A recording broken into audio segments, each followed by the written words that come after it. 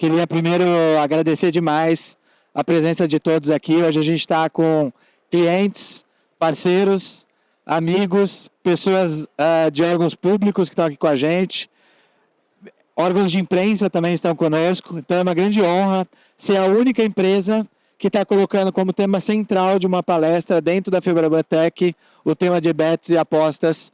Então a gente está muito honrado de fazer isso. Queria começar me apresentando. Eu sou Eduardo Mônaco. Eu estou hoje como CEO da ClearSale e com muita honra vou simplesmente abrir o evento e fazer o encerramento. E eu queria convidar aqui para conversar com a gente, começando pelo Regis Dudena, secretário de Prêmios e Apostas do nosso país. Regis, muito obrigado por estar conosco. Um grande prazer, uma grande honra ter você aqui com a gente. Depois eu queria chamar o Renato Larudi, Head Global de Payments do PagBank, uma das empresas que começou e iniciou o movimento de colocar toda a parte de facilitação de pagamento para os nossos clientes dentro do segmento de apostas. Queria convidar um grande cliente há mais de década da ClearSale, amigo e parceiro, Márcio Malta, presidente da Sorte Online, além de muitas outras atividades. E convidar para representar a ClearSale e mediar o painel Lucas Lima, que tem cuidado exclusivamente desse tema dentro de uma das verticais que a ClearSale acredita muito para o futuro do país. Eu vou deixar com vocês, o Lucas vai nos ajudar mediando o painel, por favor, fiquem à vontade e comecemos. Lucas.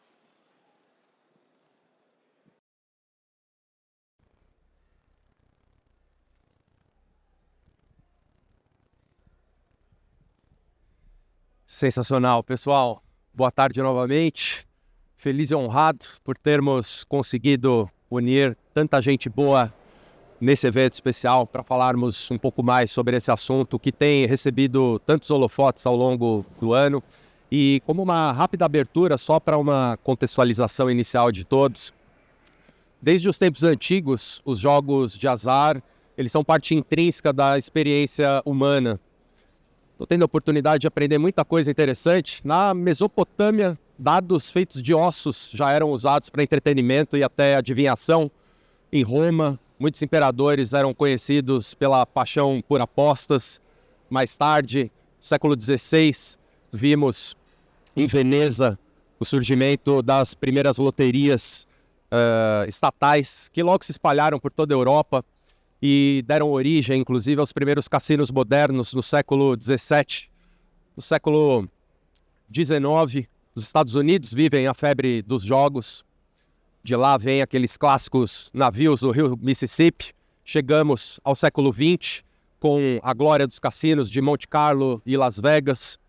E hoje, no século XXI, aqui, diretamente da Febraban Tech 2024, estamos vivenciando um momento de um crescimento exponencial da indústria e junto com esse crescimento da indústria cresce também a nossa responsabilidade como líderes atuantes nesse setor. A nossa intenção com esse evento não é apenas honrar a história até aqui, mas sim assumir um compromisso com o futuro. Nós precisamos garantir que o entretenimento caminhe lado a lado com a proteção e a segurança dos nossos apostadores. E hoje, para iniciarmos a nossa mesa, eu quero convidar o secretário Regis Dudena, novamente, uma honra tê-lo com a gente, para contar um pouquinho como tem sido o desafio de liderar a regulamentação das bets no Brasil nesse momento da história. Fique super à vontade para nos contar um pouquinho, secretário. Tá ótimo. Obrigado. Queria agradecer pelo convite aqui, uma oportunidade bastante importante para a gente estar num evento dessa natureza e numa casa que se preocupa com essa temática. Queria cumprimentar aqui os colegas de mesa sem mesa. É um prazer compartilhar com vocês esse momento. Eu vou tirar essa parada aqui porque é meio esquisito falar isso e ouvir.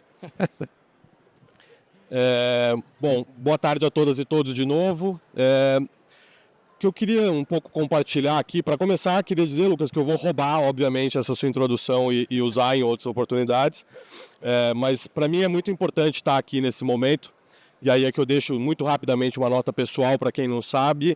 Eu vim a trabalhar no setor de apostas há poucos meses, há 2 meses praticamente, e não era do setor de apostas. E o meu doutorado em curso, lá na UFMG, é sobre o tema regulação da inovação no sistema financeiro, mais especificamente sobre a inovação em meios de pagamento no sistema financeiro.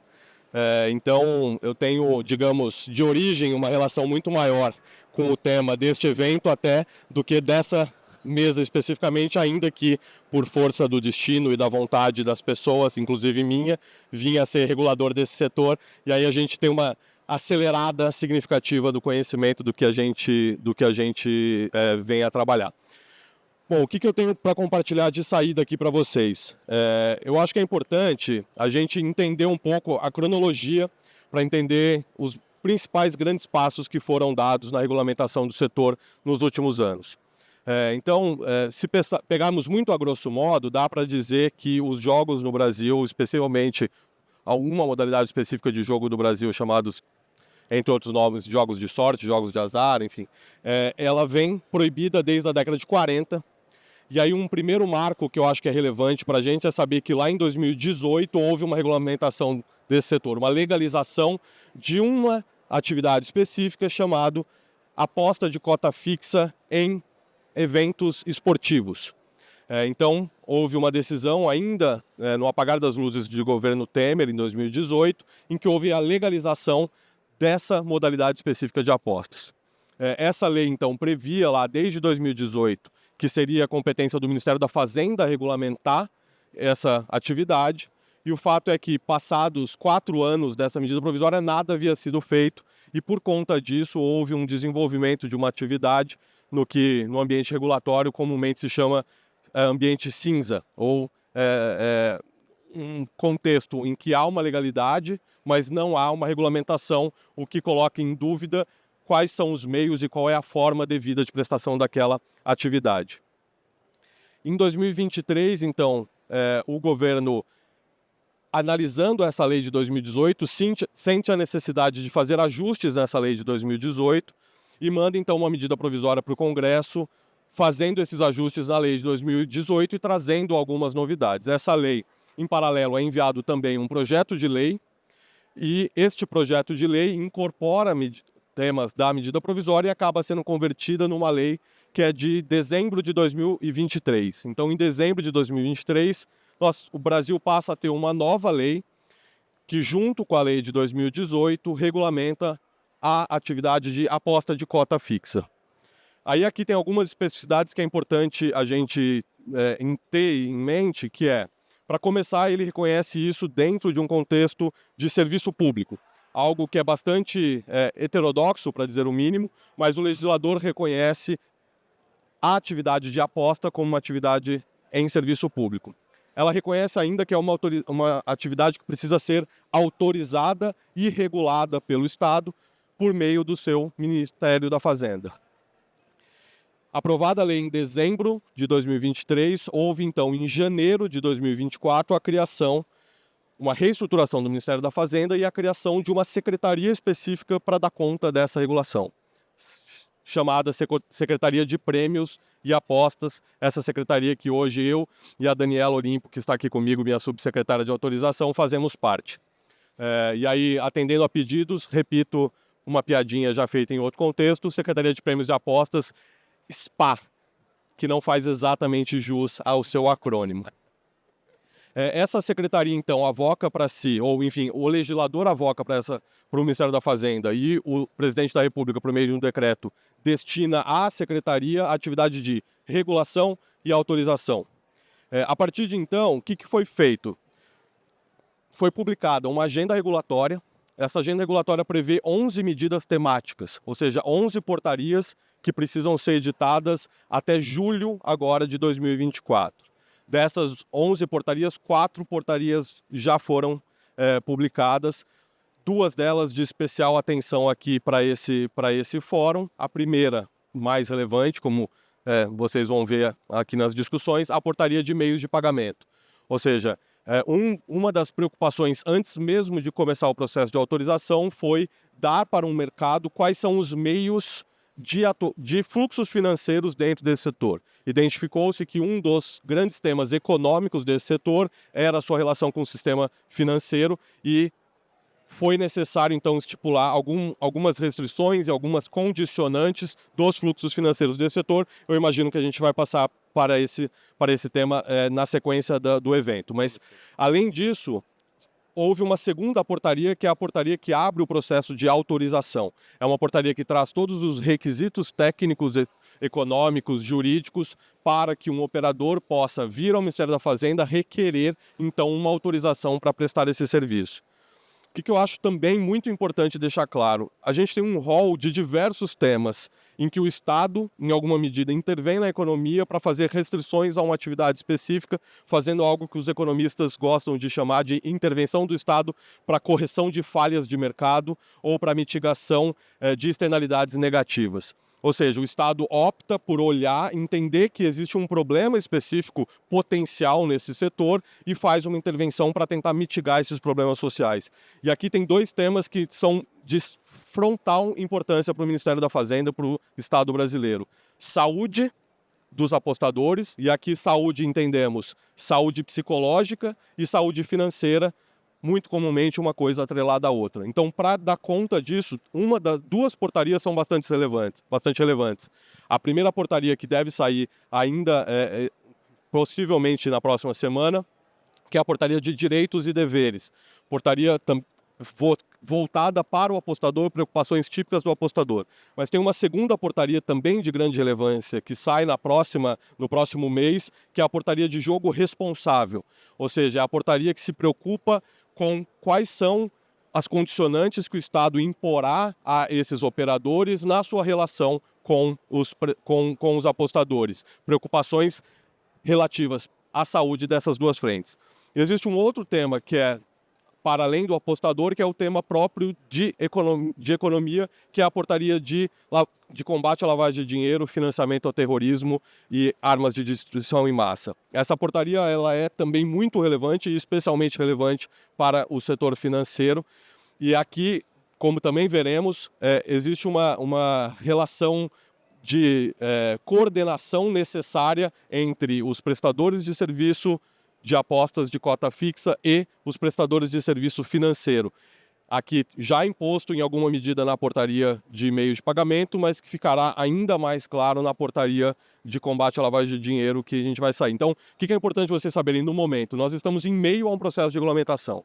Ou seja, de fevereiro para cá, a turma que já foram 3, já foram 6, hoje somos 60, e ao que tudo indica, seremos 99 ao final da completude dos cargos. É essa turma que vem trabalhando muito para regulamentar uma lei de 2018 que poderia ter sido regulamentada nos 4 anos seguintes e não foi, uma lei de 2023 que corrige rota em alguma medida e traz novos deveres impostos a esse setor. Nós estamos trabalhando bastante para fazer a publicação.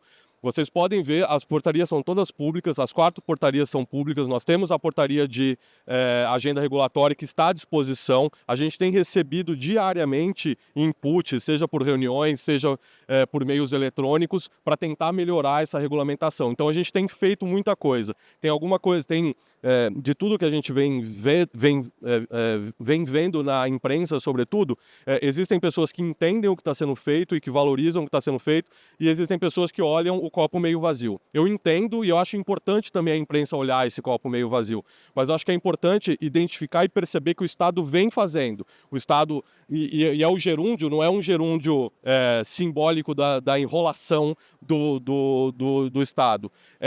De fato, executamos já 4 portarias bastante complexas, e elas estão publicadas, vocês podem ler e ver tudo que foi feito, e temos ainda 7 portarias que estão saindo, e a gente tem trabalhado bastante para fazer isso da melhor forma possível, para proteger e fomentar um setor que nos parece interessante, nos parece importante de ser compreendido e fomentado, mas também para combater essas externalidades negativas. Então, enfim, essa é meio fala de abertura que eu queria fazer aqui para vocês. Fascinante, secretário. Acho que para todo mundo que tem acompanhado mais de perto o trabalho da regulamentação, fica muito evidente que é um trabalho muito fluido, um trabalho complexo, acho que já evidencia nomes de peso que compõem esse time de vocês. Eu particularmente sou já um fã, não conheço, mas já sou um fã do Renato Pucci, que está aí por trás, né, também de vários pontos aí da 722, enfim. Bom, não é só de antropologia, essa visão mais histórica das apostas que eu tenho estudado.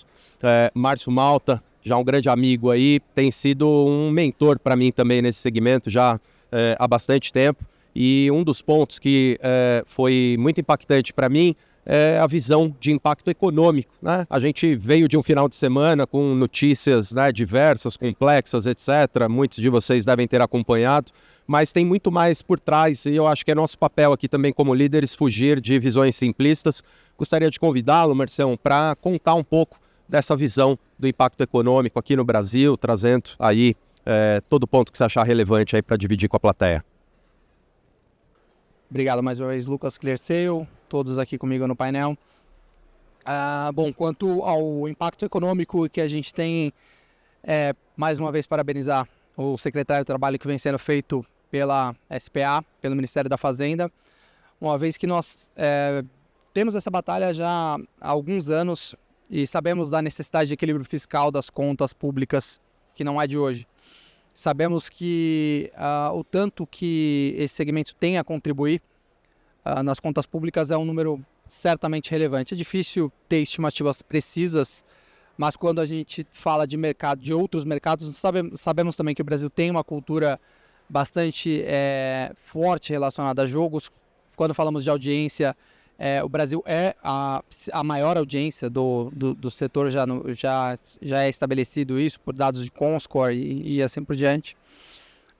E quando comparamos com outros mercados, por exemplo, como os Estados Unidos, onde há outras modalidades já reguladas, né? Então como apostas esportivas e cassinos físicos, por exemplo, o impacto econômico chega à ordem de 1,5%. Então, se a gente fizer um paralelo com o Brasil, do qual a gente tem por hora somente as loterias, então loterias caixa regulada, a gente tem aí o PIB do ano passado fechou em 11 trilhões de reais, loterias caixa arrecadaram cerca de 23 bilhões de reais, então é uma penetração aí de 0,22% do PIB. Então quando a gente faz, nos Estados Unidos tem um PIB muito maior, então a gente está falando ali de um impacto econômico de mais de 350 bilhões de dólares, na economia americana, e aqui no Brasil 22 bilhões de reais. Naturalmente existe esse mercado que é offshore, então há um ponto aí relevante que a gente ainda vai discutir, ou seja, muito do que é transacionado pelas bets, né? Elas não são .com.br, significa que esse dinheiro ele não fica aqui no Brasil, ele é enviado para fora.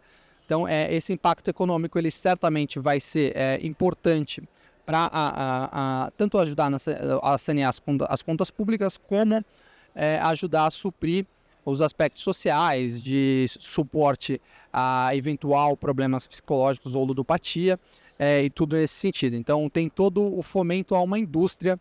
Eu costumo dizer que da mesma forma como a gente esteve nesse mesmo lugar aqui, que é a Febrabantec, eu participei com algumas pessoas, pude acompanhar um pouco mais como espectador o nascimento dessa indústria de fintechs há 12 anos atrás, acompanhando aí o nascimento das jornadas de onboarding, biometria, liveness. Boa parte disso vai ser replicado e utilizado agora, já está, né, sendo utilizado nesse mercado de apostas esportivas e de bets, porque boa parte desses requisitos vão ser utilizados. Então a gente está tendo essa replicação e a criação desse mercado que está sendo feito em paralelo, em conjunto com esse mercado de fintechs. Então, acho que tem muita coisa interessante em conjunto.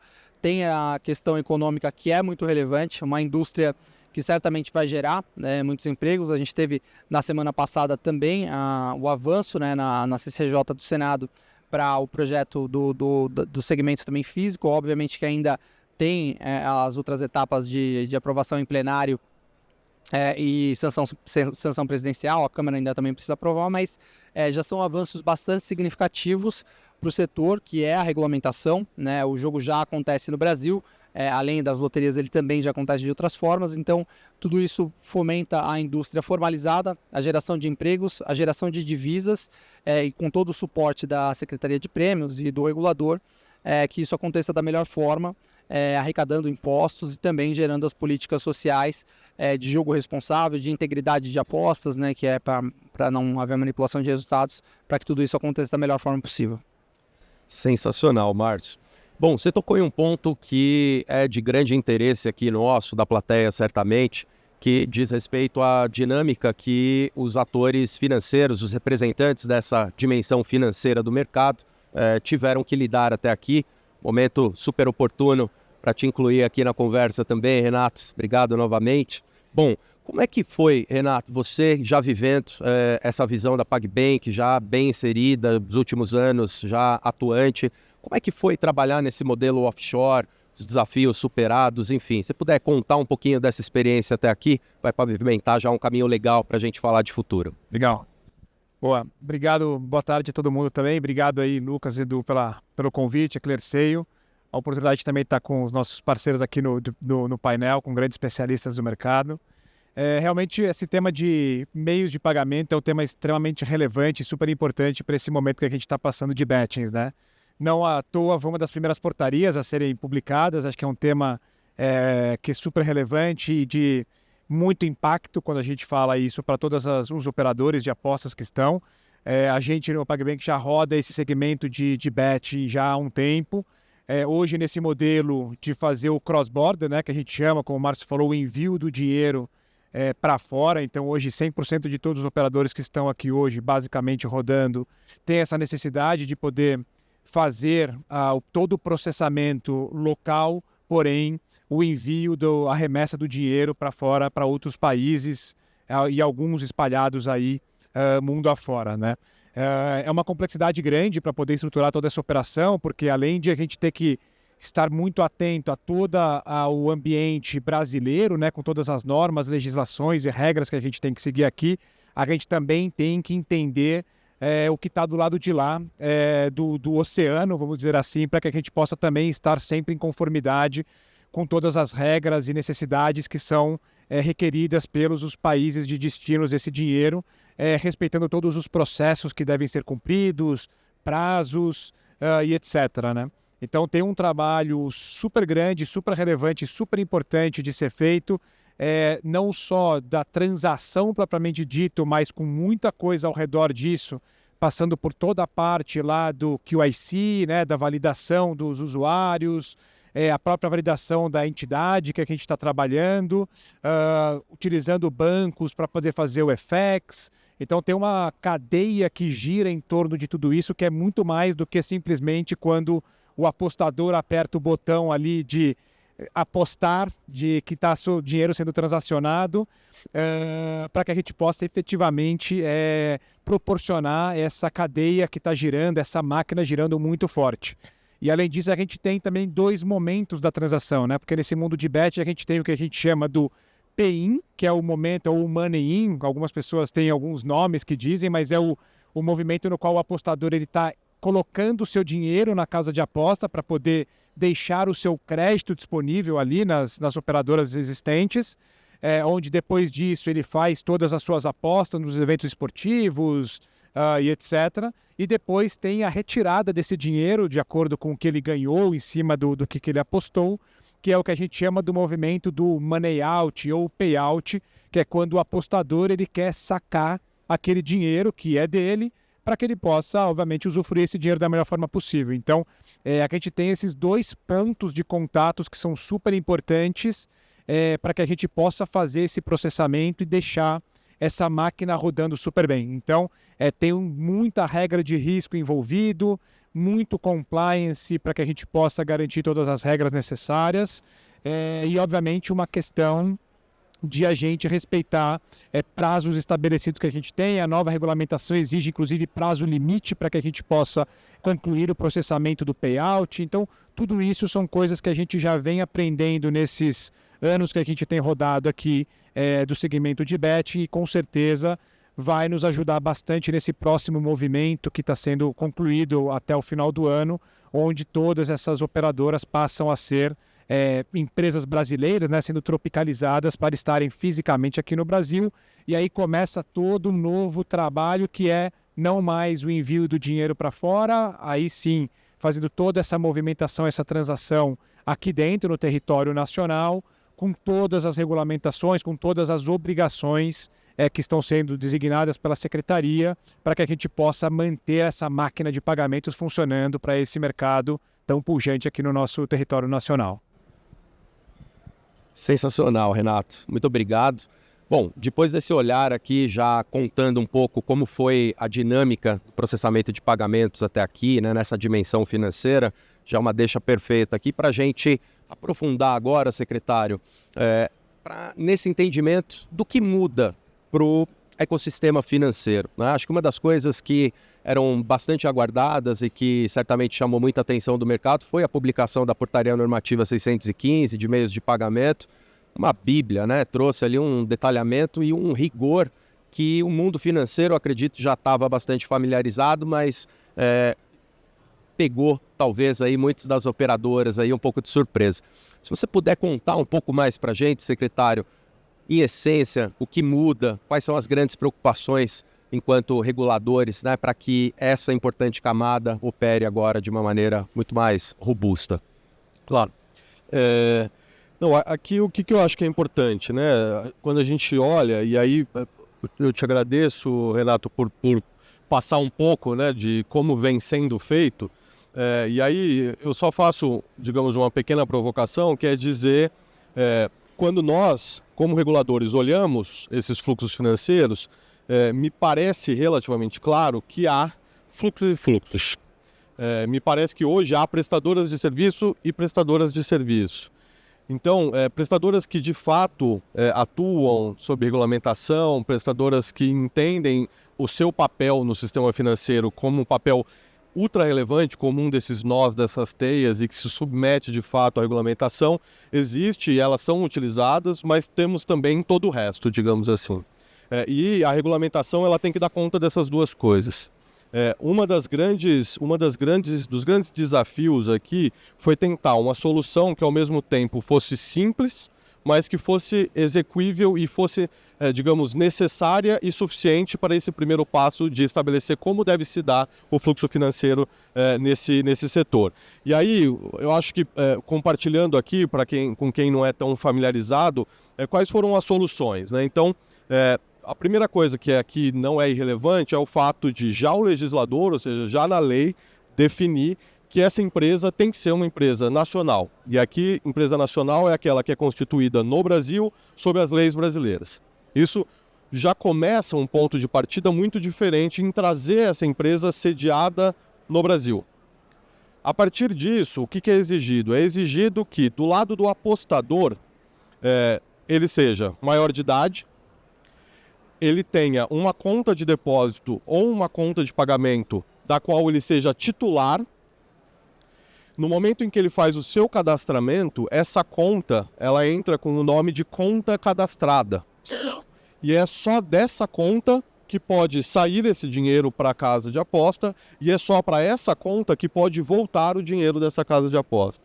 Então, do lado do apostador, a gente consegue circunscrever esse fluxo financeiro sabendo ele é João, aí tem uma determinação da lei que é a utilização de reconhecimento facial, que é um segundo nível de validação da identificação e é obrigatório pela lei.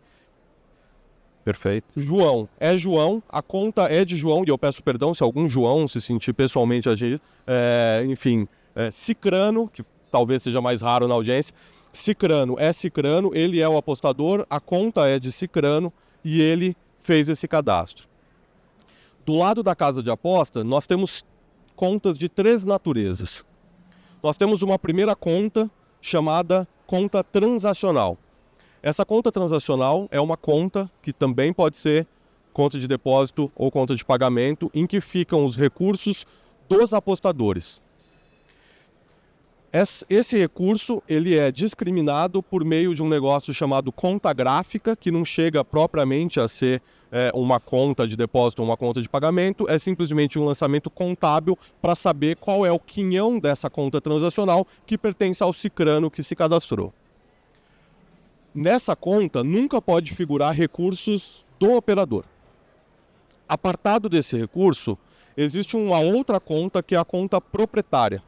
Essa conta proprietária, sim, é onde figura o recurso do apostador, do operador, da casa de aposta. Os seus recursos para fazer investimento, para pagar contas, o seu CAPEX e o seu OPEX, para usar a expressão de quem é do setor de infra, fica todo nessa outra conta.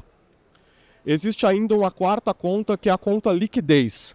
Essa conta liquidez é uma espécie de escrow, uma conta garantia, onde fica bloqueado o valor de 5 milhões de reais para fazer frente a uma hipótese da banca quebrar, para usar o jargão. Sendo que é pensado para que o recurso que pague as apostas normalmente figure na conta transacional e ele dê conta de pagar as apostas vencidas. Caso esse recurso não seja suficiente, é esperado que o operador, na sua conta proprietária, tenha recursos para fazer frente a esses débitos. Numa hipótese muito excepcional, em que ele não tem recurso nessa conta proprietária, ele poderá então acionar essa conta garantia de 5 milhões com autorização da Secretaria de Prêmios e Apostas. Na própria regulamentação de meios de pagamento, nós já exigimos, inclusive, que o operador traga, no momento de pedido da autorização, um plano de liquidez e que ele já nos diga de saída como ele pretende lidar com as hipóteses excepcionais de ter um problema de liquidez. E aqui, como vocês podem ver, evidentemente a gente bebeu muito na regulamentação do sistema financeiro, pensando em instituições do sistema financeiro e outras instituições autorizadas a funcionar pelo Bacen. E é importante dizer que na portaria 615, além do nosso pessoal ter trabalhado muito, isso foi feito junto com o Banco Central do Brasil, com a ajuda de servidores do Banco Central do Brasil. Então, o que se tentou com isso? Se tentou, de fato, nós temos uma simplicidade de fluxos financeiros para que nós, de um lado, e o próprio regulador do sistema financeiro, de outro, seja capaz de mapear esses fluxos financeiros. Além disso, acho que tem um outro ponto que é importante aqui também falar, que são as restrições de meios de pagamento utilizado. Como eu disse no começo, a gente tem duas grandes preocupações. Uma preocupação com o apostador e uma outra preocupação com o próprio ambiente financeiro. Do ponto de vista do apostador, uma das grandes preocupações relativas às questões financeiras é o superendividamento. Então aqui, uma das preocupações é vedar meios de endividamento para apostas. E o meio mais evidente em que isso se dá seria a utilização de cartão de crédito. Perfeito. Aqui que fique claro, o problema não é ser cartão, o problema é ser crédito. O que se vedou é que o apostador se endivide para fazer apostas. Além disso, tentou-se circunscrever da forma mais simples possível os meios de pagamento em meios eletrônicos de pagamento. Então nós estamos falando sobretudo de transferências eletrônicas. E de novo, aqui outros meios que eventualmente não foram autorizados não por qualquer espécie de preconceito, mas sim por simplificação do que a gente precisava para fazer esses fluxos entre essas contas financeiras. Então, é vedado dinheiro, é vedado boleto, é vedado cheque e é vedado meios ativos digitais e criptoativos. De novo, o problema não é que a gente tem algo contra dinheiro, contra cripto. O problema é a gente tentou simplificar e fazer com que esses fluxos funcionem neste modelo de contas. Conta de pagamento ou de depósito de um lado, conta de pagamento de depósito do outro, eu sabendo exatamente quem entrou o dinheiro, de que conta saiu, para onde foi o dinheiro, em que conta chegou, sempre atrelando do lado do apostador CPF, nome e a conta daquela instituição e aquela agência, e do lado do operador a mesma coisa, identificando exatamente quem é o CNPJ, quem é a empresa, em qual instituição financeira, em qual conta e em qual agência. Então, com isso, a gente tentou, de uma forma simples, mas me parece bastante eficiente, de mapear com muito mais clareza esses fluxos financeiros. E com isso, me parece que foi um bom ponto de partida. Eu gosto também de falar que essa é das portarias que para mim é um pouco mais fácil elogiar, porque não fui eu que fiz, ela foi feita antes de eu chegar, então não é elogio em boca própria, é o que poderia soar mal, mas é uma portaria, enfim, que a Secretaria fez antes da minha chegada e que me parece que tem soluções bastante acertadas para lidar com esse momento pós, né? Esse momento em que a regulamentação começa a ser aplicada. E só para finalizar essa parte da minha fala, um ponto que eu não toquei na minha fala de abertura que eu acho que é importante. A lei determina um período de transição não inferior a 6 meses a ser determinado pelo regulador. Ou seja, a partir de dezembro, em algum momento o regulador deveria dizer um período de não inferior a 6 meses para essa transição. Por conta da complexidade desse arcabouço regulatório, a gente definiu então que esse período de transição se encerra dia 31 de dezembro deste ano.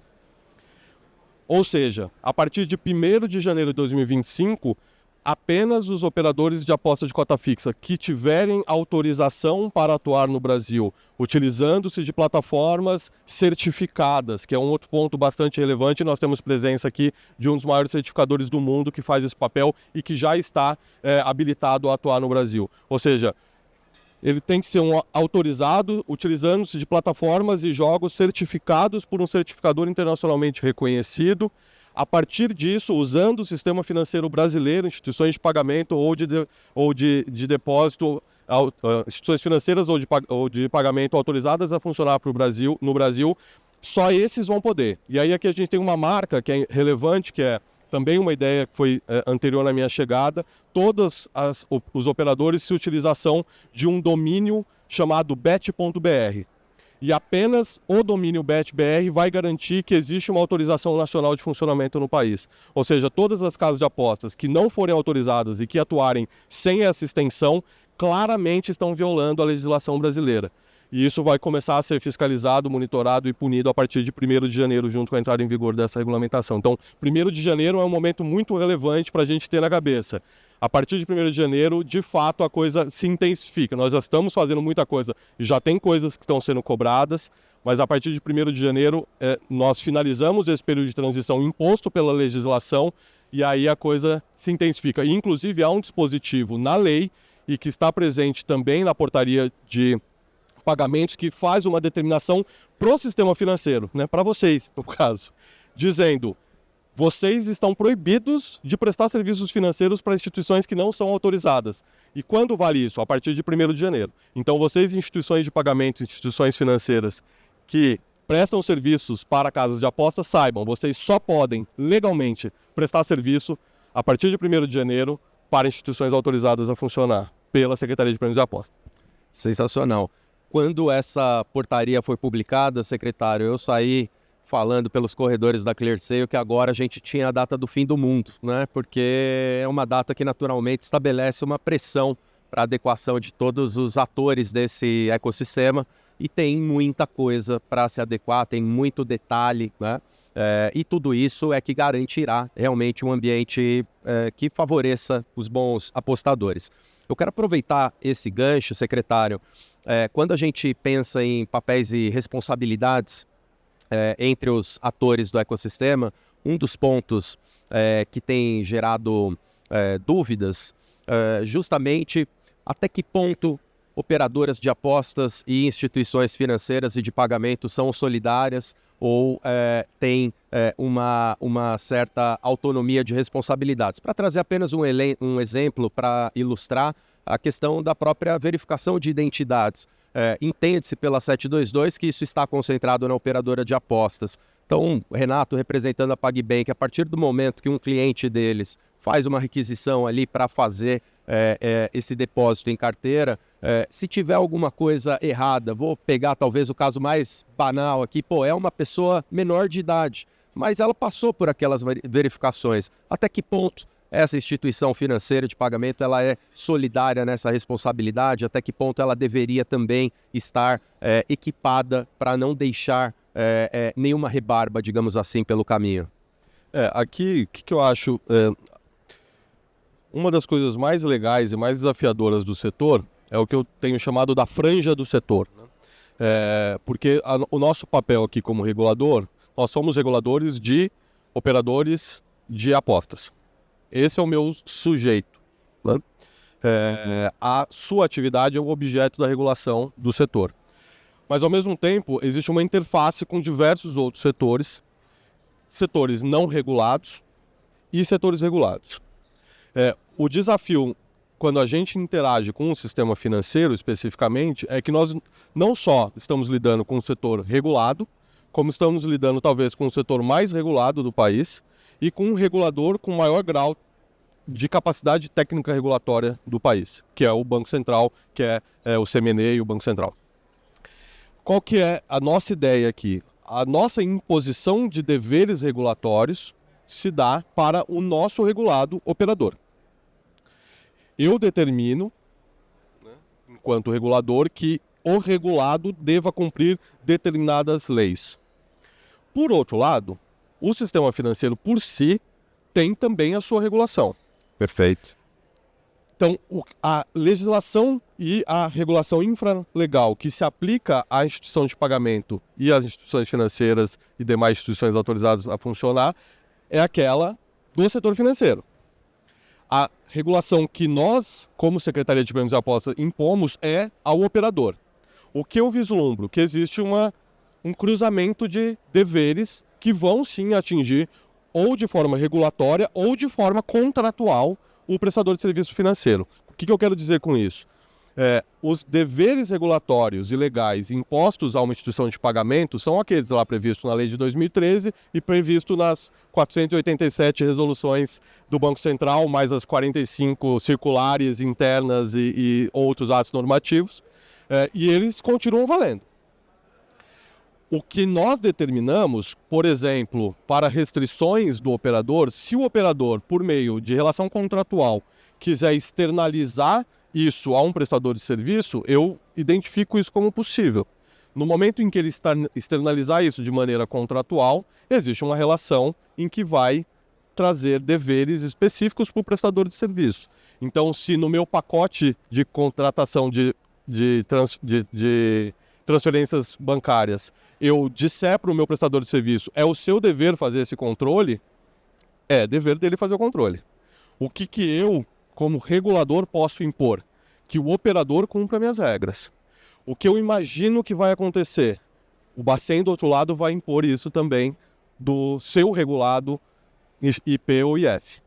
Então, assim, a vida, digamos, desse prestador de serviço financeiro é uma vida em que ele vai ter que lidar com a sua relação contratual com o operador de um lado, sabendo que existe um regulador que vai cobrar do seu cliente determinados deveres regulatórios e vai ter que lidar com o seu regulador, e isso ele já tem que lidar desde sempre.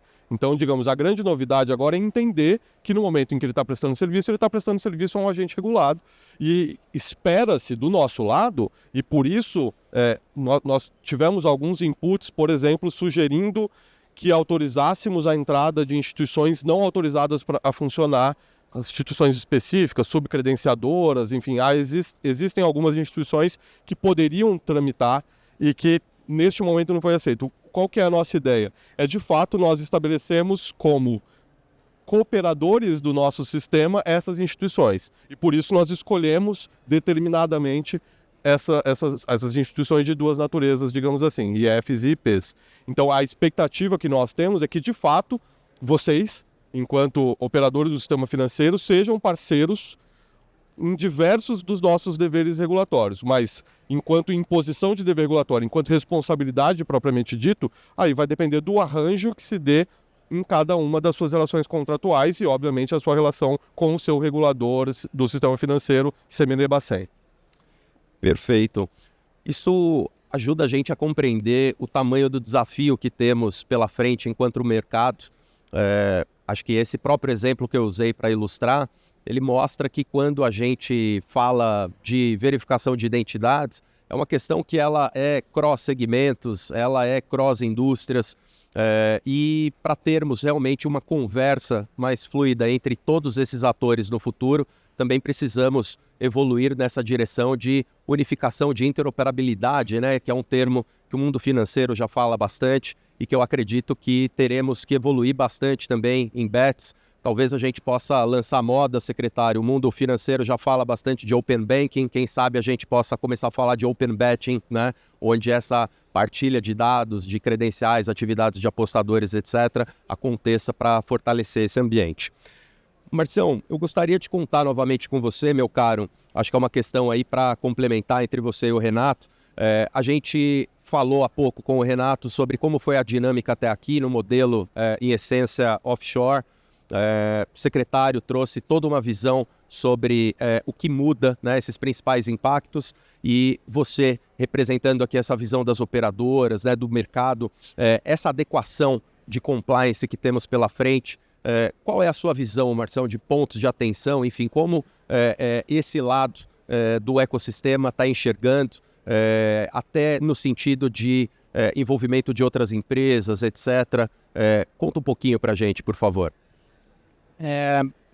Especificamente para a nossa operação, acho que não é tão profunda a alteração, tendo em vista que nós somos a empresa mais antiga do Brasil, temos 21 anos com CNPJ e domínio.com.br, então já estamos sujeitos às leis brasileiras, à regulação brasileira, embora seja a regulamentação mais específica do segmento de loterias.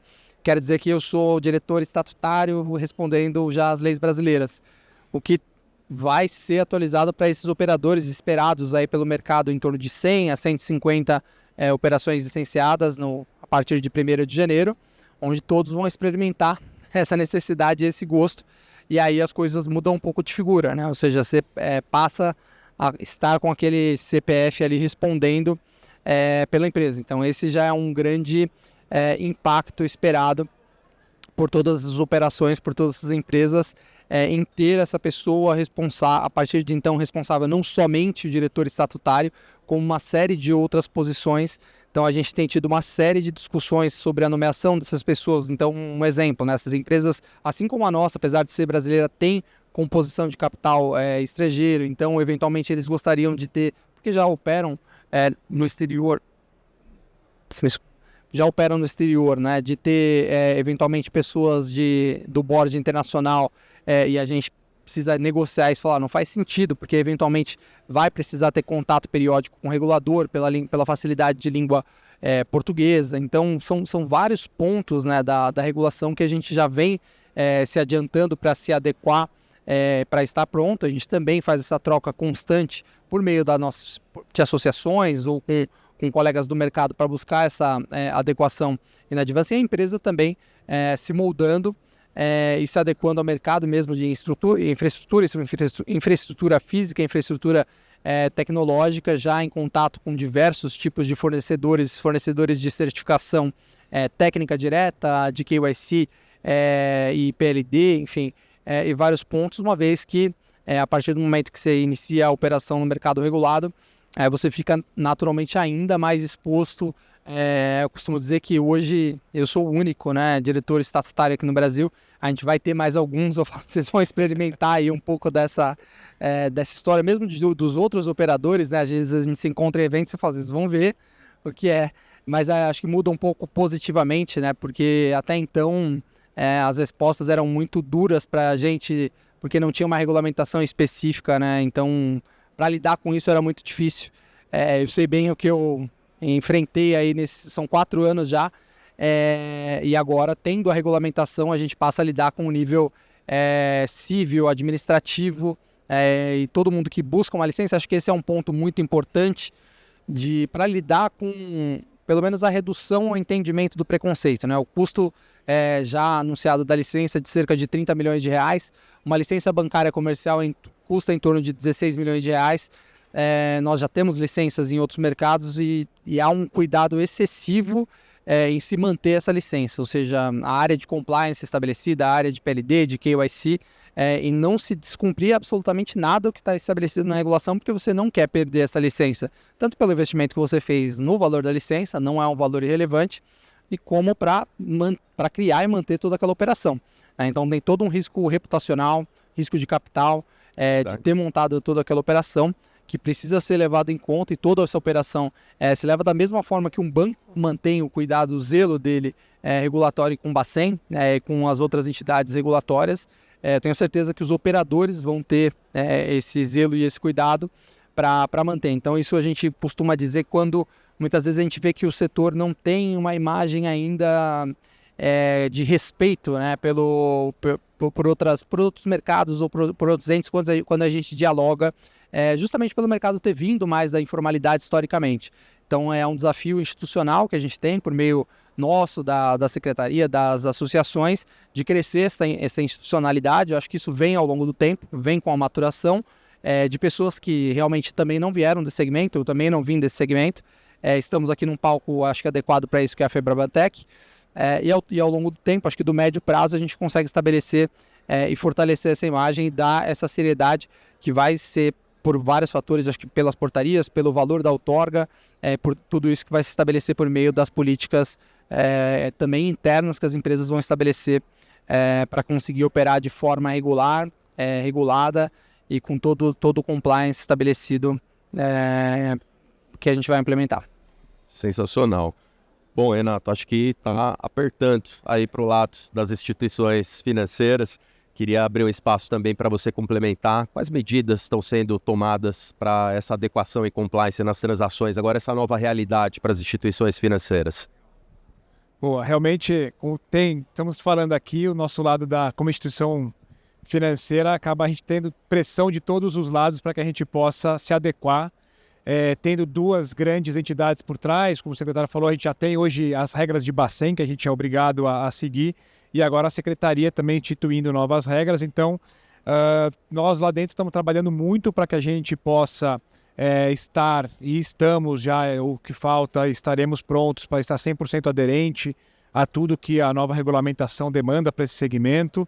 A gente, como aí um dos players de pagamentos relevantes que rodam nesse segmento, sabemos a responsabilidade que tem, a gente concorda muito com esse movimento que está sendo feito, muito porque a gente vai trazer mais a formalidade para esse segmento, né? Então a gente traz também a preocupação de todos os lados de quem está participando dessa cadeia, porque acaba tendo que agora o operador tem as suas regras a cumprir, a instituição de pagamento, o próprio apostador também sabe as regras que precisam ser seguidas e cumpridas de forma muito mais clara.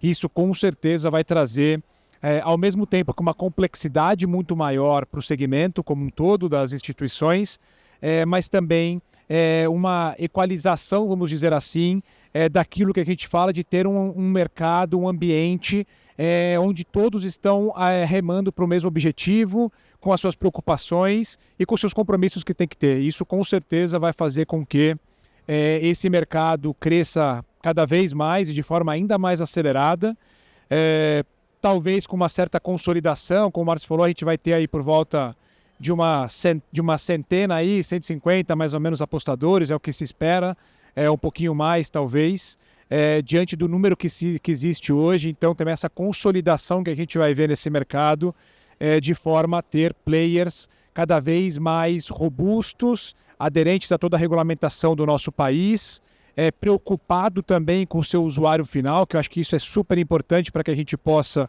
transformar esse mercado cada vez mais robusto e fazer com que ele possa crescer com alicerces muito fortes.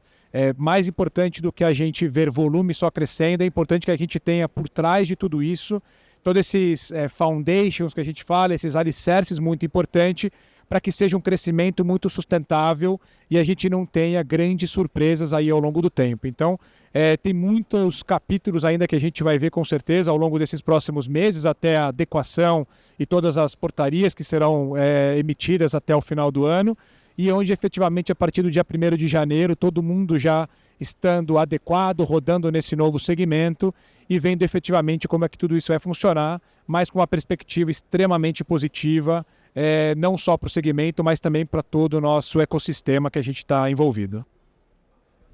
Sensacional, Renato.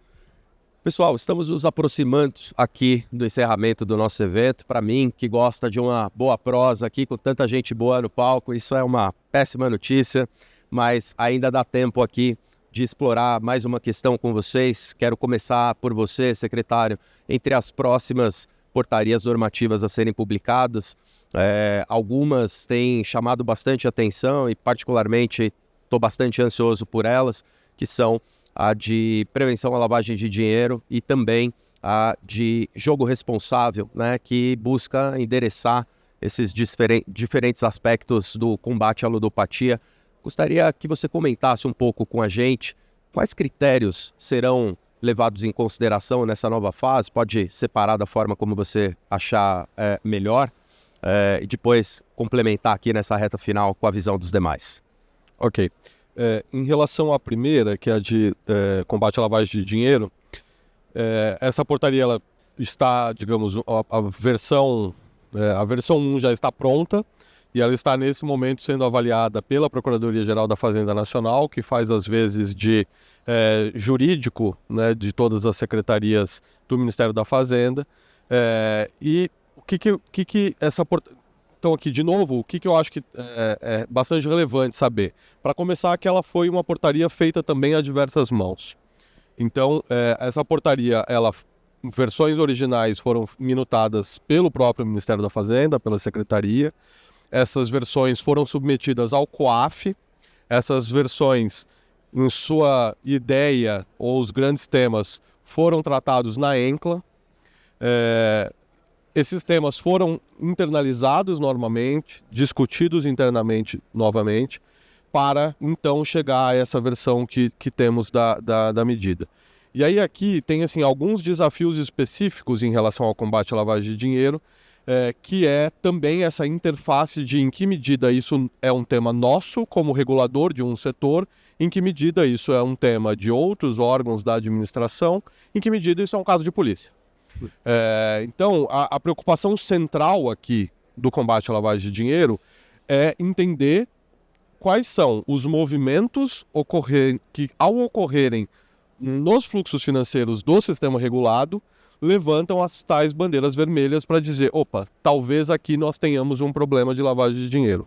Então, a nossa preocupação aqui muito mais com essa portaria é deixar claro quais são, no nosso ponto de vista como regulador, as condutas que devem levantar essas bandeiras vermelhas do ponto de vista do operador e que vai trazer, digamos, duas obrigações primárias do próprio operador. Um é ele identificar, dois é ele fazer um primeiro tratamento dessas notícias. Perfeito.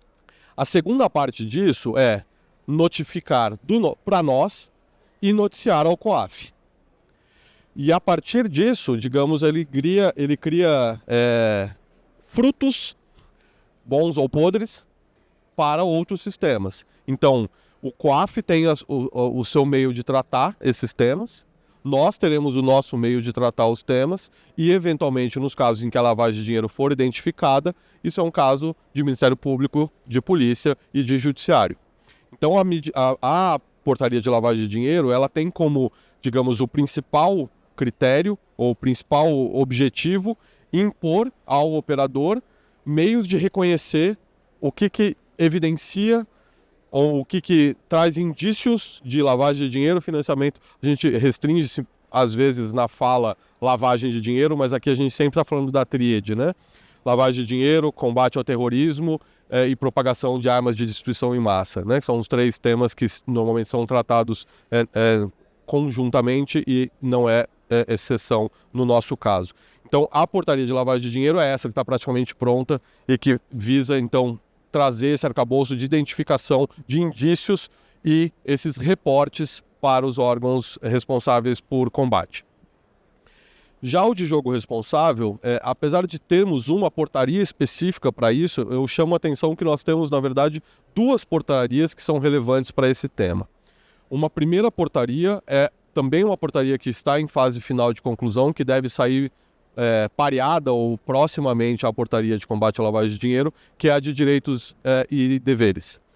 Na portaria de direitos e deveres, de novo, a gente se preocupa muito com essa relação contratual existente entre apostador e operador de apostas, e ao nos preocupar também já trazemos algumas restrições, alguns cuidados especiais no tratamento com o apostador, que vai mitigar os efeitos eventualmente nocivos da atividade. E a portaria de efetivamente jogo responsável, que é uma portaria que está para a próxima fase, que deve sair até o final do próximo mês. Essa é uma portaria que está sendo construída também conjuntamente com o Ministério da Saúde.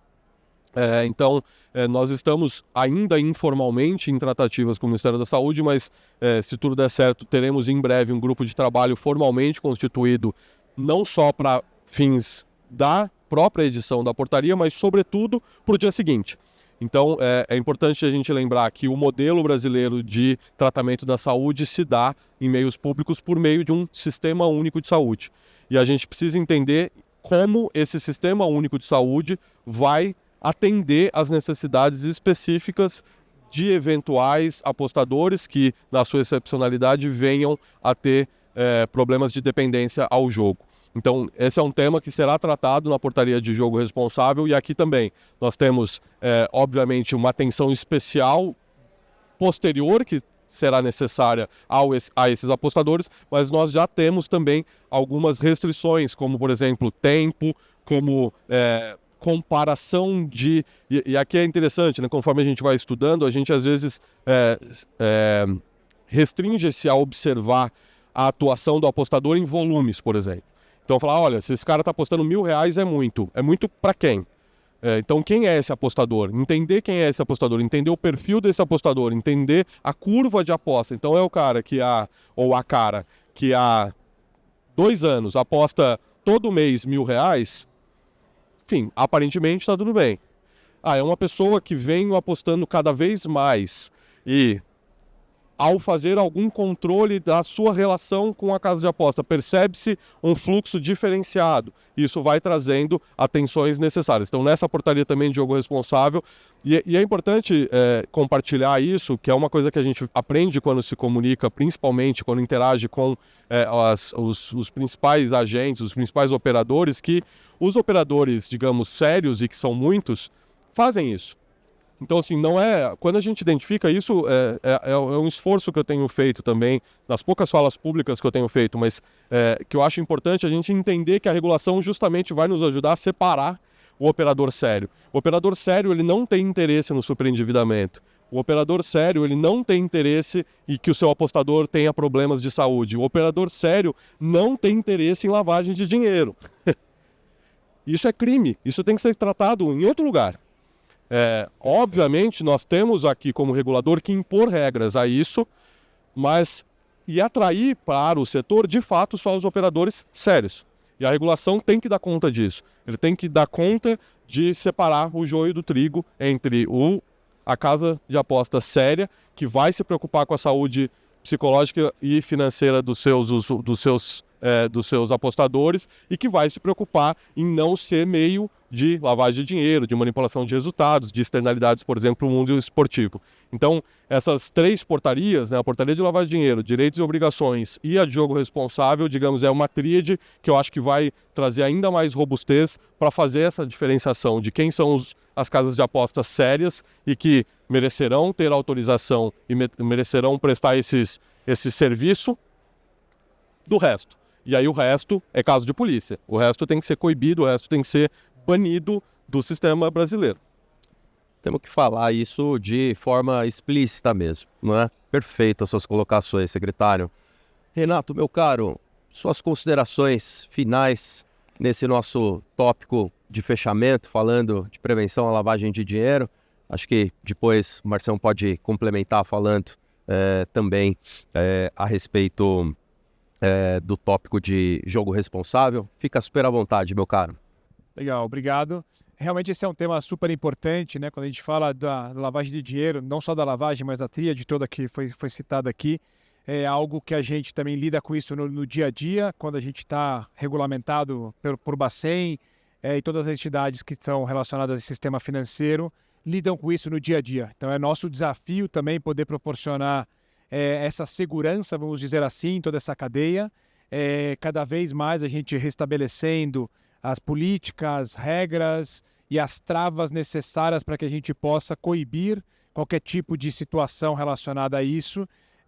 Infelizmente sabemos que a gente tem esses fatos acontecendo em qualquer tipo de segmento no mercado brasileiro, e é papel nosso como representante da indústria financeira lidar com isso da melhor forma possível, da forma mais rígida possível, realmente para que a gente possa coibir qualquer tipo de situações relacionadas a isso, para que a gente possa realmente ter a idoneidade da cadeia como um todo, pensando no usuário final, pensando nos nossos concorrentes e competidores que estão, mas também do outro lado da mesa dos operadores, como foi citado aqui pelo secretário, com a intenção de que todos têm de poder proporcionar um ambiente mais favorável e positivo possível para que a gente possa crescer esse segmento. Então, vemos isso como fundamental e essencial para que a gente possa prover isso para todos os nossos parceiros, operadores e para o mercado como um todo. Então, é um tema que a gente lida com isso diariamente e vamos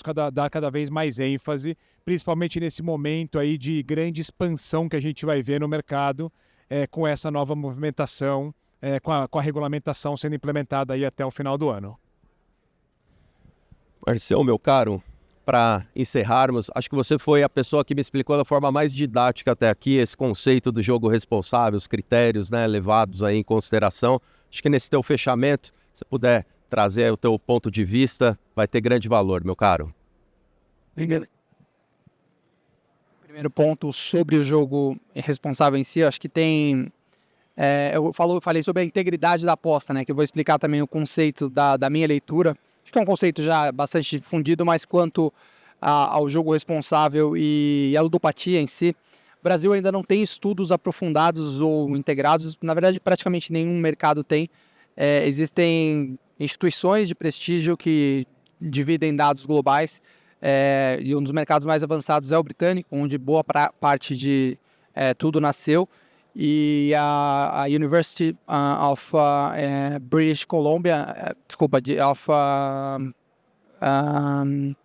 da Colômbia Britânica, é isso mesmo, dividiu um estudo recente com uma penetração possível de pessoas com potencial vício ao jogo, e a população chega de pessoas que jogam de 0,5% a 1,5%. Não estou desprezando, né, que obviamente de todas as pessoas que jogam é um número que pode chegar a um número relevante, mas não é tão grande assim quanto a gente vê quando a gente fala da regulação ou desse mercado, né? Então se fala sobre como o vício do jogo poder ser uma coisa muito grande, mas ele pode abarcar até 1,5% da população total que joga, ou seja, não é um número tão relevante assim que, como o secretário disse, propriamente os operadores vão atuar e vão coibir justamente dentro daqueles propósitos que eu comentei, que é evitar perder sua licença, seu risco reputacional de marca, e coibem com ações próprias associadas ao regulador e ao governo. E quanto a gente também tem ouvido quanto às apostas esportivas, os riscos da manipulação, a tríade que eu comentei, né, sobre a integridade da aposta, que vai ser associado a muitas tecnologias e operações diferentes. Então, quanto à manipulação de resultados, existem já ferramentas, né, que conseguem coibir e atuar diretamente. Aí acho que é um par ali da Secretaria de Prêmios e Apostas do Ministério dos Esportes, para ajudar a identificação de eventuais distorções em eventos e apostas com tentativas de manipulação. Então, certamente hoje já existe bastante tecnologia e inteligência artificial para a coerção desse tipo de evento. Então, é um dos pilares importantes. O segundo pilar, que já foi bastante falado aí, né, sobre a lavagem de dinheiro e essa tríade específica.